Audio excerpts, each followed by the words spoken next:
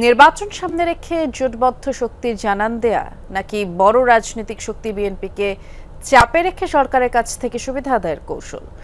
ধর্মভিত্তিক 7 দলের কর্মসূচি ঘিরে কোন পথে দেশের রাজনীতি? বিশ্লেষকরা মনে করছেন সামনের দিনে রাজনীতি আরো জটিল হতে পারে, পরিস্থিতি ঘোলাটে করবে একাধিক তৃতীয় পক্ষ। তাই দলগুলোকে ছাড় দেওয়ার মানসিকতা নিয়ে আলোচনা করতে হবে। সহকর্মী আরিফুর রহমান সবুজের রিপোর্ট। বাংলাদেশের প্রথম ইমিউনিটি বুস্টার সমৃদ্ধ ফ্যান্টাস্টিক হ্যাপি এনার্জি বিস্কিট। গণ অভ্যুত্থানের পর থেকেই নানা ইস্যুতে পরস্পর বিরোধী কথার লড়াই চললেও জাতীয় ঐক্যের প্রশ্নে বড় দুই দল বিএনপি এবং জামায়াতের অবস্থান ছিল অভিন্ন। তবে নির্বাচন এগিয়ে আসতেই সেই ঐক্যে বাড়ছে ফাটল। জুলাই সনদের বাস্তবায়ন পদ্ধতি নিয়ে দল দুটি এখন মুখোমুখি অবস্থানে।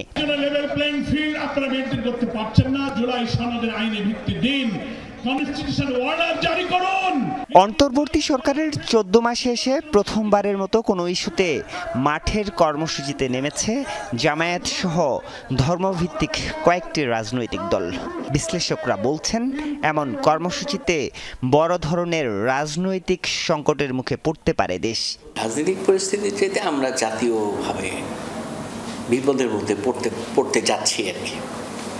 যদি আমরা এগুলো বুঝতে না পারি তাহলে আমরা আমেরিকা আমাদেরকে নিয়ে খেলবে, ভারত আমাদেরকে নিয়ে খেলবে, চীন আমাদেরকে নিয়ে খেলবে, জাপান আমাদেরকে নিয়ে খেলবে, কাজের কাজ কিছুই হবে না, আমরা ব্যবহৃতই হব শুধু। বিশ্লেষকরা বলছে জাতীয় নির্বাচন বাধাগ্রস্ত করতে চায় তৃতীয় একাধিক পক্ষ। তারা সফল হলে বিপদে পড়বে জুলাই আন্দোলনের সব রাজনৈতিক শক্তি। সামনের নির্বাচনটা বাতিল হওয়ার একটা সম্ভাবনা তৈরি হয়, এই অপশনটাও একটা পক্ষ ওপেন রাখছে বলে আমার মনে হয়। এই খেলাটা কি জেনুইন মনে হচ্ছে আপনার কাছে? এই যে মাঠে গিয়া বিক্ষোভ করা, কর্মসূচি করা, মানে কার বিরুদ্ধে বিক্ষোভ করতেছে? সরকারের বিরুদ্ধে না, কিন্তু সেই সরকারের অংশ হয়ে আবার সে জাতিসংঘের সাধারণ পরিষদে যাচ্ছে কিভাবে? বাংলাদেশের মূল চ্যালেঞ্জটা হলো তাদের কারণে যে বিভক্তি সমাজে প্রকাশিত হচ্ছে, এর ফলে থার্ড পার্টি একটা না, অনেক থার্ড পার্টি আছে। থার্ড পার্টির বাংলাদেশকে অস্থিতিশীল করতে পারে, বাংলাদেশকে বিপদে ফেলতে চাইতে পারে, বাংলাদেশের ক্ষমতা কেড়ে নিতে চাইতে পারে। এর ফলে কিন্তু জুলাই কেন্দ্রিক যে সকল দল আছে তাদের সবারই কিন্তু ঝুঁকি আছে।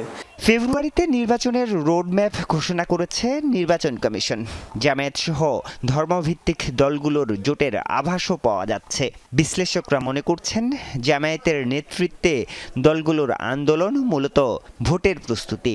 এক বোঝাপড়ায় সরকারের এটা চাপ দিচ্ছে, রাজনৈতিক দলগুলো অন্য যারা পিয়ারসহ তাদের যে দাবিগুলো চায় না তাদেরকে চাপ দিল, মানসিকভাবে চাপে রাখলো, নাগরিকদেরকে একটু এডুকেটেড করলো তারা কি চায়, এটার কারণে আপনি আলাপ হচ্ছে না।